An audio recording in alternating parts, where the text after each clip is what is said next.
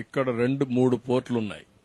గంగవరం, విశాఖపట్నం, ఏదైతే భావనపాడు, ఇప్పుడు పేరు మార్చారు మూలపేట అని. ఆ మూలపేటను పేరు మార్చిన కూడా తెలియాలి అందరికీ.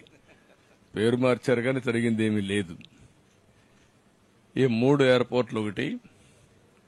మూడోది ఒక సుందరమైన ప్రదేశం, సముద్రం, దట్టు ఈస్ట్ కోస్ట్. ఇది ఒక పెద్ద అసెట్. ఇది భవిష్యత్తులో పెద్ద ఎత్తున పెరగబోయే నగరం. ఈ ఎయిర్పోర్టుతో విశాఖపట్నం, విజయనగరం కలిసిపోతుంది.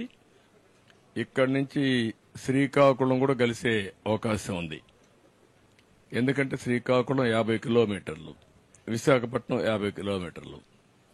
ఆ సెంటర్లో ఈ ఎయిర్పోర్ట్ వస్తూ ఉంది.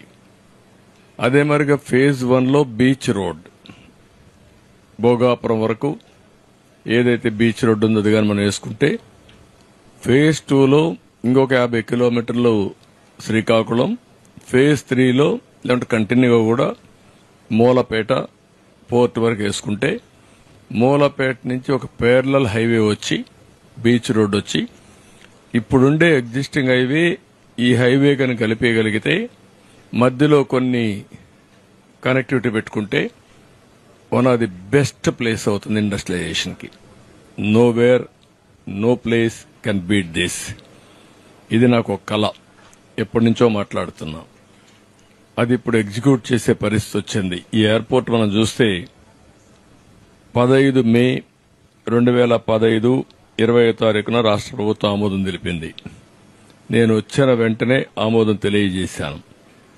అక్టోబర్ 7, 2016 కేంద్రంలో కూడా సెంట్రల్ మినిస్ట్రీ కూడా దీనికి యాక్సెప్ట్ చేశారు. దీనికి ఆ రోజు 2700 ఎకరాలు కావాలనుకున్నాం. 2700 ఎకరాలు అక్వైర్ చేశాం. అయితే వీళ్ళు వచ్చిన తర్వాత 2023కి ప్రాజెక్టే పూర్తి కావాలని ఒక లక్ష్యంగా పెట్టుకున్నాం. అప్పట్లో వీళ్ళొచ్చి మొత్తం టింకర్ చేశారు, ప్రాజెక్ట్ ని ఆడుకునే పరిస్థితికి వచ్చారు. ఇప్పుడు మళ్ళా మొదటికి వచ్చింది. ఒక 500 ఎకరాలు తీసుకోవడం, లేకుంటే లేనిపోని సమస్యలు క్రియేట్ చేయడం, అన్ని క్రియేట్ చేశారు. మళ్లీ వేసిన ఫౌండేషన్ తిరిగి ఫౌండేషన్ వేయడం, అంటే ఇవన్నీ కూడా ఏంటంటే ఒక పిల్లోళ్ల చేష్టలు లేదంటే పిచ్చోళ్ల చేష్టల కింద దీన్ని అతలాకుతలం చేసే పరిస్థితికి వచ్చారు. అయితే ఈ రోజుకి 31.8% వర్కులు పూర్తయినాయి. దీనికి నేను క్లియర్ గా ఇన్స్పెక్ట్